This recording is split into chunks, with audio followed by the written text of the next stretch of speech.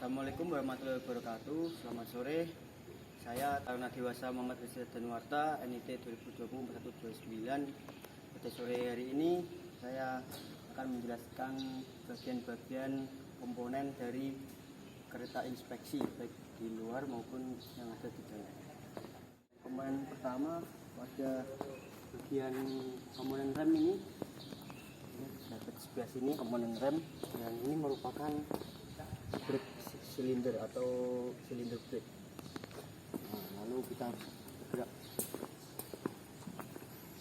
Kereta inspeksi ini mulai dinas pada tahun 2005, tertulis di sini. Lalu kita buka pada kompartemen mesin. Pada bagian ini terdapat tangki untuk bahan bakar dari kereta inspeksi ini.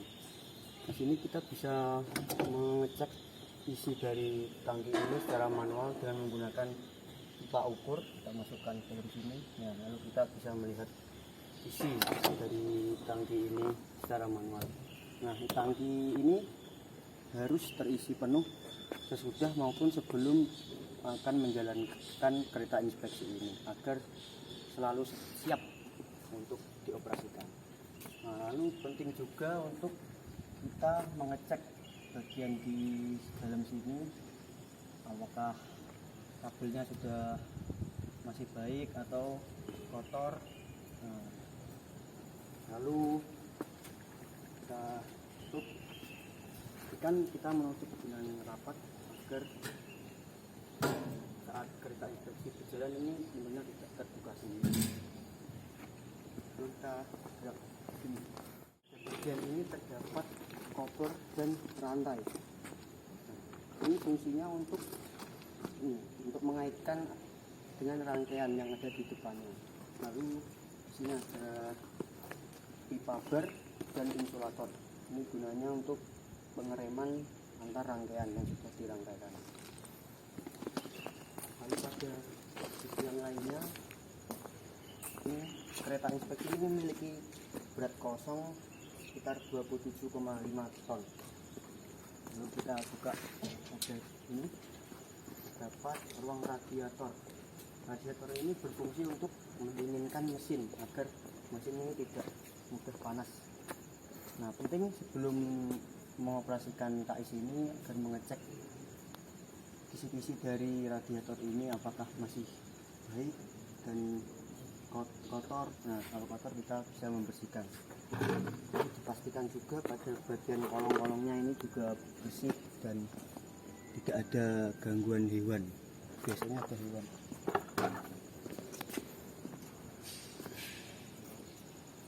Hari ini merupakan main reservoir. Main reservoir ini saat KIS ini berhenti, selalu kita membuka keran ini agar airnya keluar.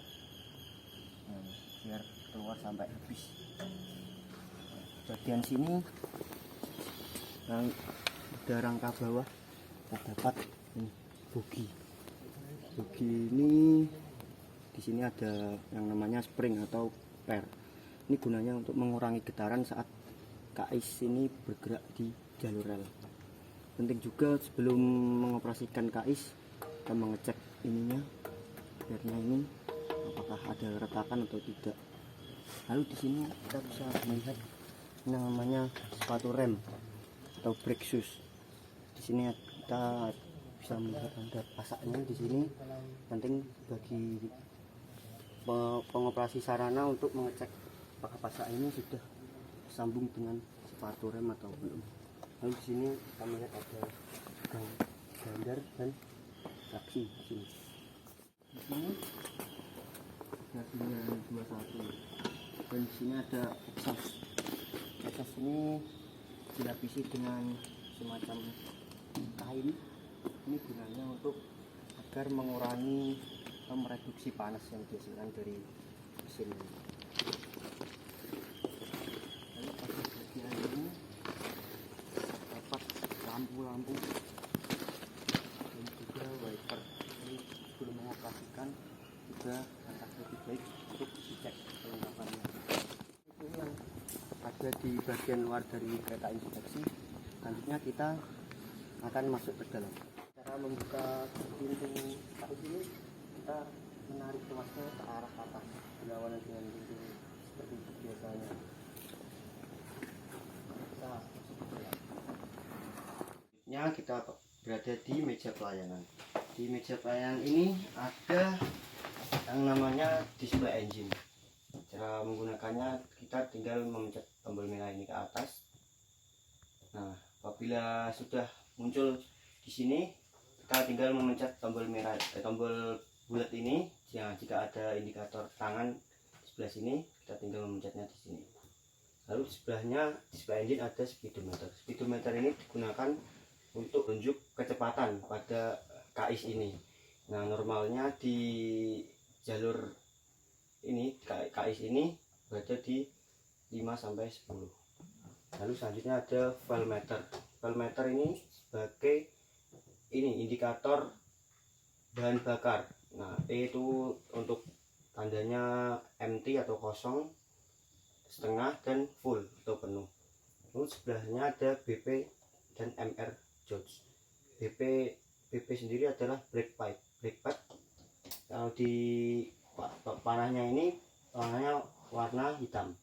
Lalu ada MR gauge atau main reservoir yang di sininya warnanya merah. Lalu sebelahnya ada cylinder pressure. Di sini sebagai tanda untuk silinder brake. Normalnya berada di 5 bar. Lalu sebelahnya lagi ada voltmeter DC sebagai indikator kelistrikan. Nah, sebelahnya ada clock atau jam. Di bawahnya penunjuk jam ini ada buzzer. Buzzer ini adalah tanda saat bisa tombol deadman ini tidak dipencet selama 50 detik atau dipencet terus selama 5 detik. Nah, tombol ini akan menyala. Sebelah tombol buzzer ada lamp battery on, lalu ada lamp handbrake, lamp inverter volt, lamp deadman, dan lampu untuk engine run 1 atau engine run 2. Ini lampu engine run 1 jika menggunakan mesin nomor 1. Kalau yang 2 ini untuk engine yang kedua. Lalu di bawahnya ada yang namanya master control. Untuk menggunakan master control ini dibutuhkan sebuah kunci yang dinamakan key master. Key masternya dimasukkan ke sini, jet yang diputar ke arah on. Nah, di sini ada reverser. Reverser ini digunakan sebagai throttle untuk maju. Misal maju berarti pakai yang F atau forward. Lalu 0 untuk netral, dan kalau mundur berarti pakai R atau reverse. Lalu sebelahnya ada power command. Power command ini ada P dan B. Nah, P1 sampai P4 ini untuk tenaga.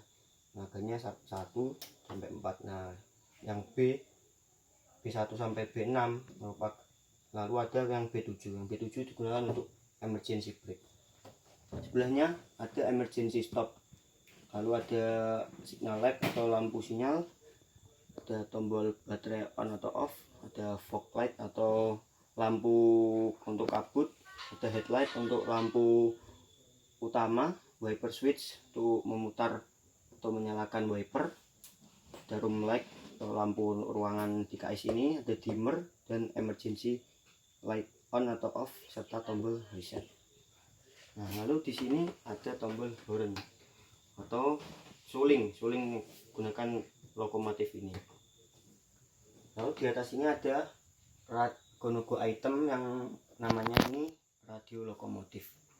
Di radio lokomotif ini ada beberapa tombol. Nah, di sini yang biru ini merupakan tombol request to speak. Lalu sebelahnya ada tombol PC ini yang warna hijau, ada alarm cancel. Lalu ada tombol channel ini untuk mengganti channel atau radio. Lalu di atasnya ada volume untuk mengecilkan atau memperbesar volume suara yang dikeluarkan.